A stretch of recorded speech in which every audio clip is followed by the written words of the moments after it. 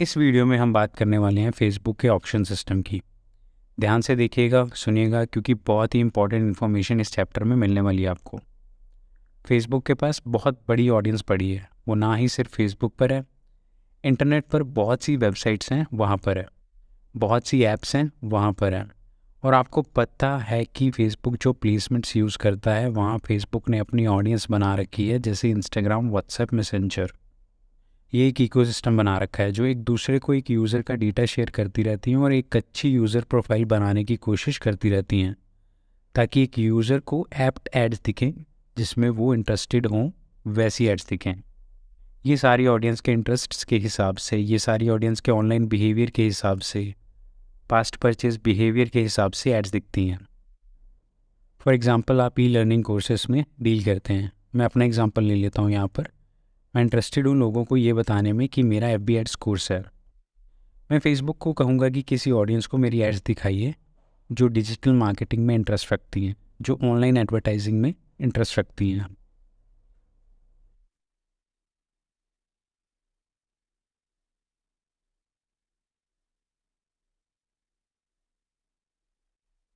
तो फेसबुक के पास अपना तो इतना सारा डेटा पड़ा है, जहाँ उसने यूज़र का बिहेवियर ट्रैक किया, यूज़र कौन से पेजेस लाइक करता है, कौन से कंटेंट बार बार देखता है, उस हिसाब से उनको ये एड्स दिखाई जाएंगी। इसके अलावा जब आप अपना फेसबुक पेज बना रहे थे, वहाँ आपने अपने पेज की कैटेगरी डिक्लेयर की थी। फेसबुक उस कैटेगरी के हिसाब से भी ऑडियंस पूल बनाता है आपके पेज के लिए। जैसे मैंने अपनी कैटेगरी के लिए एजुकेशन सेलेक्ट किया था एज ए कैटेगरी। अगर मैं इन सारी बातों का क्रक्स देना चाहूँ तो मैं बोल सकता हूँ फेसबुक एडवर्टाइज़र और यूज़र्स दोनों से डेटा कलेक्ट करता है। एडवर्टाइज़र से इस तरह की आपकी कैंपेन की परफॉर्मेंस क्या है, और पिक्सल भी तो अपने आप में इतना डेटा स्टोर करके बैठा है। और दूसरा, यूज़र्स से डेटा कलेक्ट करता है फेसबुक, उनकी प्रोफाइल, उनकी ऑनलाइन एक्टिविटी, उनके कंटेंट जो वो देखना पसंद करते हैं, और उनके इंटरेस्ट्स। इतनी बात हम समझ गए कि ऑडियंस के डेटा पॉइंट्स फेसबुक के पास कहाँ से आते हैं। पर मुद्दे की बात यह है कि इस ऑडियंस को मेरी ऐड कैसे दिखेगी, कि मेरी कॉस्ट ओवर द टॉप तो नहीं जा रही। फेसबुक क्या मेथोडोलॉजी यूज़ करता है इन ऑडियंसेस को एड्स दिखाने के लिए? तो इसके पीछे आता है एड ऑक्शन। और एड ऑक्शन में आती हैं 3 चीज़ें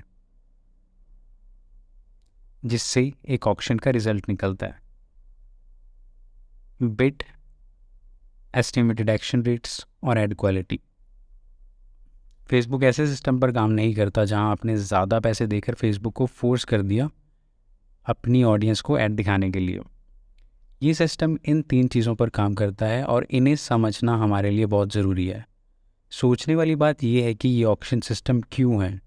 सिंपल सा आंसर इसका ये है कि बहुत सारे एडवर्टाइजर्स हैं और फेसबुक चाहता है अपनी ऑडियंस को ऐसी एड्स दिखाना जो ऑडियंस के लिए रेलेवेंट भी हैं। फेसबुक ये कभी नहीं चाहेगा कि लोग उसका प्लेटफॉर्म छोड़ दें और स्पैमी एड्स, इररेलेवेंट एड्स छोड़ने का रीज़न बन सकती हैं। तो फेसबुक ने ये सिस्टम बनाया अपने लिए। काफ़ी चीज़ें इसमें ऑटोमेटिक रहती हैं, आपको इतनी चिंता करने की ज़रूरत नहीं। सिर्फ ये कहूँगा कि अपनी एड्स को रेलेवेंट रखें, क्वालिटी या वैल्यू ड्रिवन रखें। तो ये इन तीनों चीज़ों को वन बाय वन समझते हैं। सबसे पहला है बिड। बिड नाम से ही पता चलता है, इसका मतलब कि आप कितने पैसे खर्चने को तैयार हैं अपनी ऐड दिखाने के लिए। और बिड में भी कई सारी स्ट्रेटजीज़ होती हैं जिन्हें हम बिडिंग स्ट्रेटजीज़ बोल देते हैं। जैसे आप देख सकते हैं यहाँ पे लोएस्ट कॉस्ट, हाईएस्ट वैल्यू। ज़्यादा कन्फ्यूजन ना हो इसके चलते इन स्ट्रेटजीज़ की बात करेंगे हम अगले लेसन में। अभी के लिए ये लेकर चलते हैं कि बिड में आप कितने पैसे खर्चने को तैयार हैं। दूसरा पॉइंट होता है एस्टिमेटेड एक्शन रेट। ये बात करता है कि ऑडियंस आपका डिज़ायर्ड आउटकम लेगा, उसके कितने चांसेस हैं।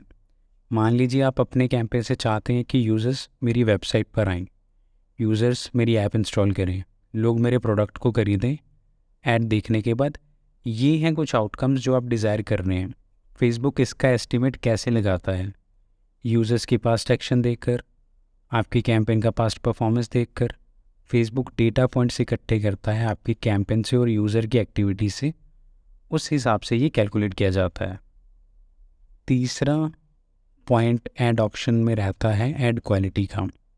ऐड क्वालिटी की बात की थी मैंने ऐड रेलेवेंस डायग्नोस्टिक्स वाले लेसन में, जहाँ मैंने क्वालिटी रेट रैंकिंग के बारे में बताया था। जैसे कई यूज़र्स आपकी एड्स को रिपोर्ट तो नहीं कर रहे, आपकी एड्स को हाइड तो नहीं कर रहे।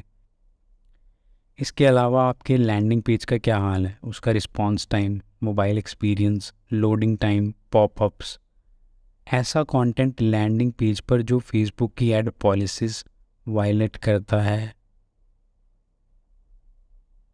वो चीज़ें भी आपकी ऐड क्वालिटी को अफेक्ट करती हैं।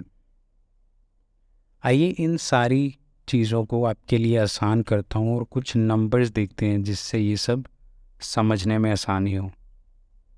तो सबसे पहले मैं डिस्क्लेमर देना चाहता हूँ कि ये डेमो है नंबर्स, ये कोई रियल कैलकुलेशन नहीं है। जैसे ऐड क्वालिटी के मैंने कुछ नंबर ले रखे हैं उनकी क्वालिटी के हिसाब से, लो, मीडियम, हाई। अब फेसबुक जनरली ऐसे कैलकुलेट नहीं करता, लेकिन सिर्फ समझाने के लिए मैंने कुछ ऐसे पैरामीटर्स ले रखे हैं जिनके आगे मैंने उनका कुछ स्कोर दे रखा है। और सेम चीज़ अप्लाई होती है एस्टिमेटेड एक्शन रेट पर, जहाँ पर मैंने ये 4 प्रोबेबिलिटीज़ ली हुई हैं, 0, 25%, 50 और 75। उसके आगे उनका स्कोर दे रखा है। अब फॉर्मूला आप ये समझ सकते हैं कि जो बिड होगा उसको मल्टीप्लाई किया जाएगा एस्टिमेटेड एक्शन रेट से, और उस वैल्यू को प्लस किया जाएगा यूज़र वैल्यू से, या मैं इस केस में ऐड क्वालिटी बोल सकता हूँ। मैंने इस केस में एग्जांपल लिया 4 एडवर्टाइज़र्स का। जो पहला एडवर्टाइज़र है वो 2 रुपये की बिड करता है, दूसरा 3 की, तीसरा 5 की और चौथा 7 की। अब हम ज़्यादातर क्या देखते हैं कि जो ऑक्शन में ज़्यादातर बिड करता है वो जीत जाता है। पर यहाँ पर 2 पैरामीटर्स और काउंट किए जा रहे हैं, एस्टिमेटेड एक्शन रेट और ऐड क्वालिटी, कि यूज़र के जो हम आउटकम एक्सपेक्ट कर रहे हैं उसके होने के चांसेस कितने हैं, और दूसरा हम क्वालिटी पे काम कर रहे हैं कि नहीं, अपने लैंडिंग पेज एक्सपीरियंस पे काम कर रहे हैं कि नहीं, ऐड की क्वालिटी पे काम कर रहे हैं कि नहीं। तो यहाँ पर हमें एडवर्टाइज़र 1 से पता चलता है कि उसने एस्टिमेटेड एक्शन रेट पे अच्छे से काम किया हुआ है, और चांसेस हैं कि जो भी इन्होंने ऑब्जेक्टिव कैंपेन का डिफ़ाइन किया हुआ है वो ज़्यादातर केसेस में पूरे हो रहे हैं।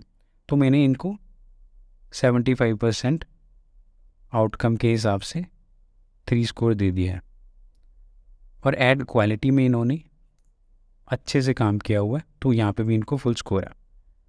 अब इनकी टोटल वैल्यू बन जाती है इस फॉर्मूले के हिसाब से 16। इन्होंने चाहे 2 रुपये बिड किया हुआ है, लेकिन इनकी टोटल वैल्यू बाकी सारे एडवर्टाइज़र से ज़्यादा है, इवन वो एडवर्टाइज़र जिसने 7 रुपये बिड किया था। तो चांसेस ऑक्शन में जीतने के एडवर्टाइज़र 1 के ज़्यादा हैं। एडवर्टाइज़र 1 उस ऑडियंस को ऐड दिखा पाएगा जहाँ पर इन चारों ने compete किया था। मान लीजिए ये चारों इंटरेस्टेड हैं अपना ई लर्निंग कोर्स बेचने में, ऐसे यूज़र को जो डिजिटल मार्केटिंग फील्ड में इंटरेस्टेड है। तो टारगेट ऑडियंस वो इन चारों यूज़र्स के लिए है, लेकिन जब ये चैनल फेसबुक एड्स यूज़ कर रहे हैं तो वहाँ पे फेसबुक ने 3 पैरामीटर दे दिए कि अगर आप इन तीनों पे खरे उतरते हैं तभी हम आपकी ऐड दिखा पाएंगे। एडवर्टाइज़र 4 बोलता है कि मैं तो ज़्यादातर पैसे खर्च पाऊँगा। एडवर्टाइज़र 1 बोलता है कि नहीं, पैसे तो मैं ज़्यादा नहीं खर्चूँगा, बट हाँ क्वालिटी पे काम कर सकता हूँ। तो फेसबुक ज़्यादा प्रेफरेंस एडवर्टाइज़र 1 को देगा, और उसी हिसाब से हम मिडिल लाइन भी ड्रॉ कर सकते हैं। मान लीजिए एडवर्टाइज़र 3 ऐसा है जहाँ पर उसका डिज़ायर्ड आउटकम नहीं आ रहा, उसके पास कन्वर्जन नहीं आ रहे, परचेजेस नहीं आ रहे, पर फिर भी ऐड क्वालिटी उनकी बहुत अच्छी है, तो वो बिड अपना इंक्रीज़ कर सकते हैं ताकि उनको ऐड दिखें और धीरे धीरे एस्टिमेटेड एक्शन रेट इम्प्रूव। तो इस हिसाब से एडवर्टाइज़र 3 एडवर्टाइज़र 2 और 4 से ऊपर खेल सकता है।